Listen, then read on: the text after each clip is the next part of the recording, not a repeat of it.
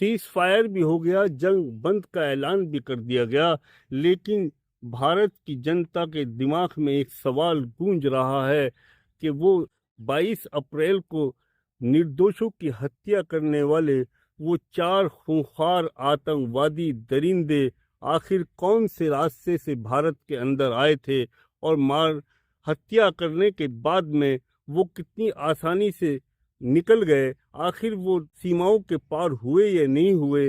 अगर वो उसी देश के अंदर मौजूद हैं तो आज तक वो दरिंदे क्यों नहीं पकड़े गए, आखिर क्या वजह है। देश की सुरक्षा की जिम्मेदारी लेने वाले अमित शाह जी के ऊपर सवाल या निशान है कि आखिर तुम्हारी सुरक्षा के अंदर सुरक्षा एजेंसियां, इंटेलिजेंस और दूसरी एजेंसियां आखिर क्या कर रही थी कि जहां 2000 से भी ज़्यादा सैलानी घूम रहे थे उनको बिल्कुल तन्हा क्यों छोड़ दिया गया।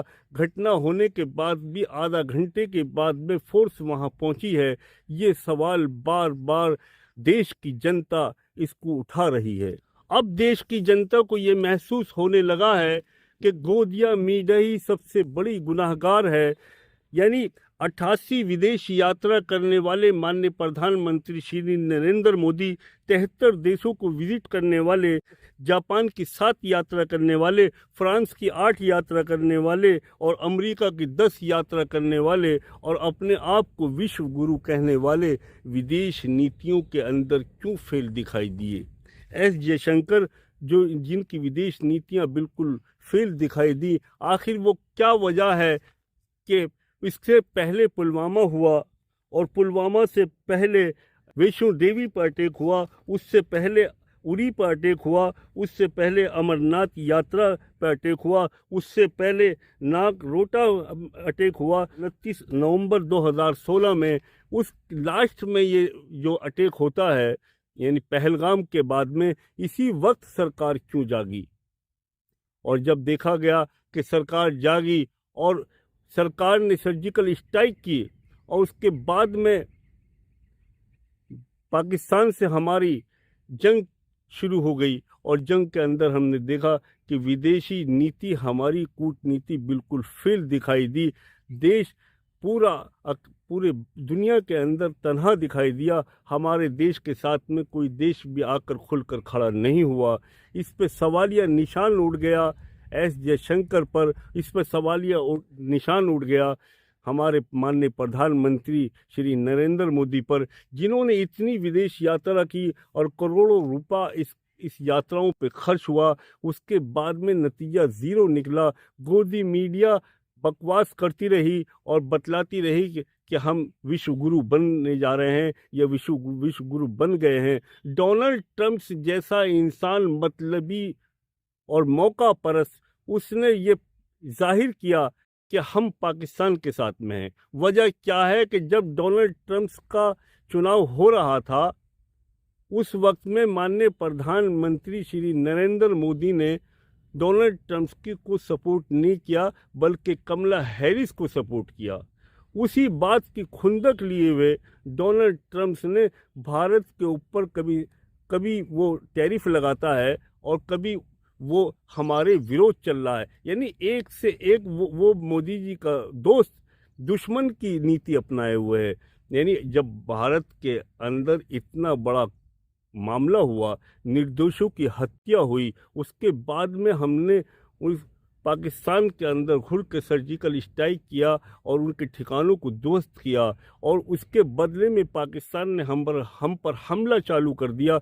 यानी जंग का आगाज़ हो गया और हम ने पाकिस्तान को घर में घुसकर, चाहे उसका एयरबेस हो, चाहे लाहौर का एयरबेस हो, चाहे उनके सैनिक ठिकाने हो, हमने उस पर हमले शुरू कर दिए और हमारी सैन्य शक्ति ने अपना शौर्य ऐसा दिखलाया कि विश्व भी उसको मानने को तैयार हो गया। ऐसी स्थिति में जब हम जंग को जीतने ही वाले थे और पाकिस्तान घुटने टेक नहीं वाला था, उस टाइम में मध्यस्थता करके डोनाल्ड ट्रंप ने सीज फायर कराया, जिसकी वजह से पूरे देशवासियों का मनोबल गिरा और ख़ास तौर से जो हमारे सैनिक अधिकारी थे भाई सैनिक अधिकारी तो हमारे राजनेताओं की बात मानते हैं। माननीय श्री मोदी ने डोनाल्ड ट्रंप के कहने पर सीज फायर कर दिया, और जिससे पता चला कि विदेश नीति हमारी बिल्कुल फेल है। हम किसी बात को सक्षम नहीं हैं, किसी फैसले को लेने में हम सक्षम नहीं हैं।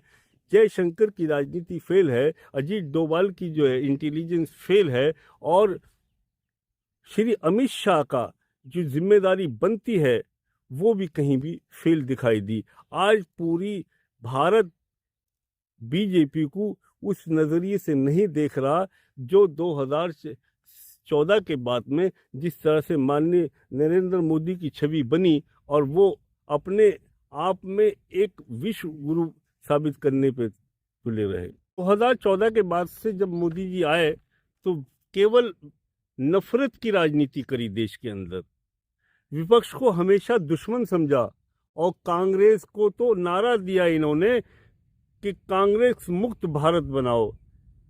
कभी विपक्ष के साथ में बैठकर दो बातें नहीं की, उनसे कोई समझौता नहीं किया, किसी मसले पर विपक्ष से कोई सलाह नहीं ली। लेकिन आज विपक्ष के आगे सरकार ने घुटने टेक दिए, और कांग्रेस के जो विदेश मंत्री रहे हों, चाहे वो शशि थरूर हो या खुर्शीद हो, ये तमाम जितने विदेश मंत्री रहे हैं कांग्रेस के, आज मोदी जी चाहते हैं कि वो विदेशों में जाकर पाकिस्तान की हरकतों को उजागर करें कि पाकिस्तान के अंदर आतंकवाद के अड्डे चलते हैं, पाकिस्तान के अंदर आतंकवाद की खेती होती है जो पूरी दुनिया को नुकसान पहुंचा रही है। आज क्यों जरूरत पड़ गई कांग्रेस की? इसकी वजह यह है, इसका कारण यह कि आपकी विदेश नीतियां फेल होती नजर आ रही हैं, आपकी नैया डूबने वाली है। आपके जो अनभक्त हैं वो भी आपसे किसी दर्जे खिलाफ हैं। आरएसएस भी मोदी जी आपकी सरकार से सहमत नहीं है।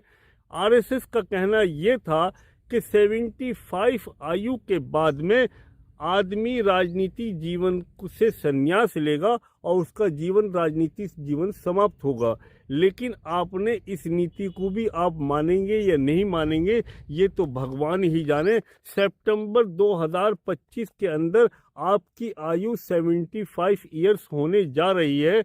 और अगर इसके बाद में भी आप प्रधानमंत्री बने रहते हैं तो ये आरएसएस का फरमान का उल्लंघन होगा। आरएसएस आप नहीं चाहती कि 75 साल की उम्र पूरी करने के बाद में कोई आदमी राजनीतिक जीवन में रहे।